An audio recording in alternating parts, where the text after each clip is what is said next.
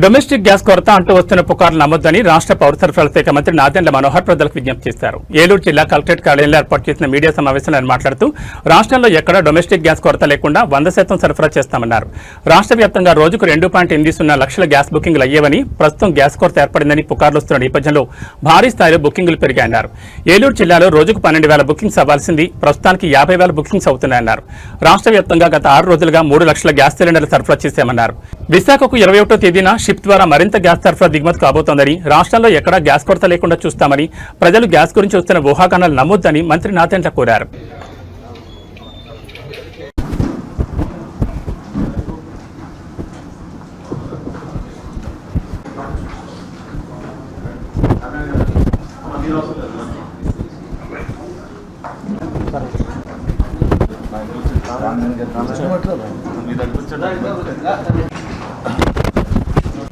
రాష్ట్ర ముఖ్యమంత్రి చంద్రబాబు నాయుడు గారు త్వరలోనే జిల్లా సమీక్ష సమావేశం ఏర్పాటు చేయబోతున్నారు.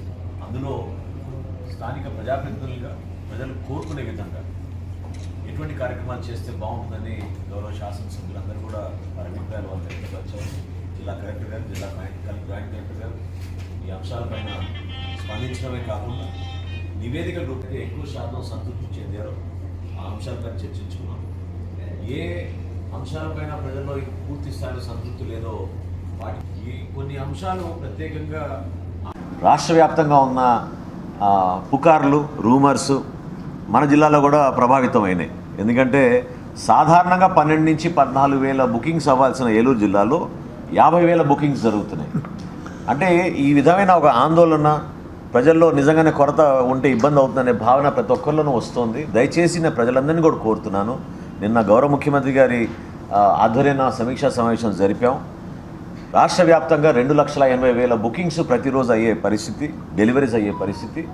ఈ 6 రోజుల్లో ఎప్పుడైతే కేంద్ర ప్రభుత్వం 9వ తారీఖున ప్రకటించిందో ఆ రోజు నుంచి ఈ రోజు వరకు కూడా కొన్ని రోజులు 3 లక్షలు ఇచ్చాం, కొన్ని రోజులు 2,90,000 డెలివరీలు ఇచ్చాం.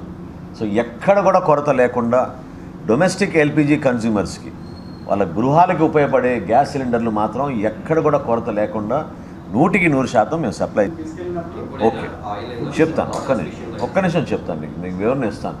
గతంలో ఏంటంటే ఫుడ్ సేఫ్టీ, ఫుడ్ ఇన్స్పెక్టర్లు మనకి ప్రత్యేకంగా మున్సిపల్ అడ్మినిస్ట్రేషన్లో ఉండేవారు. అది హెల్త్ డిపార్ట్మెంట్కి ట్రాన్స్ఫర్ అయింది. ఈరోజు పౌర సరఫరాల శాఖ నుంచి మాకున్న లీగల్ మెట్రాలజీ విభాగం, అదేవిధంగా సత్యకుమార్ యాదవ్ గారితో మాట్లాడి హెల్త్ డిపార్ట్మెంట్ నుంచి కొంతమంది సిబ్బందిని తీసుకుని రాష్ట్ర వ్యాప్తంగా ముందుగా ప్రధానమైన నగరాలు విశాఖపట్నం నుంచి ప్రారంభించాం. విశాఖపట్నం చేసాం, విజయవాడ చేసాం, గుంటూరు చేసాం, తిరుపతి చేసాం. ఈ 4 నగరాల్లో కూడా మేము రకరకాల శాంపుల్స్ సేకరించి దాడులు చేసి కేసులు బుక్ చేసాం. Tier 2 సిటీస్కి రావాలి.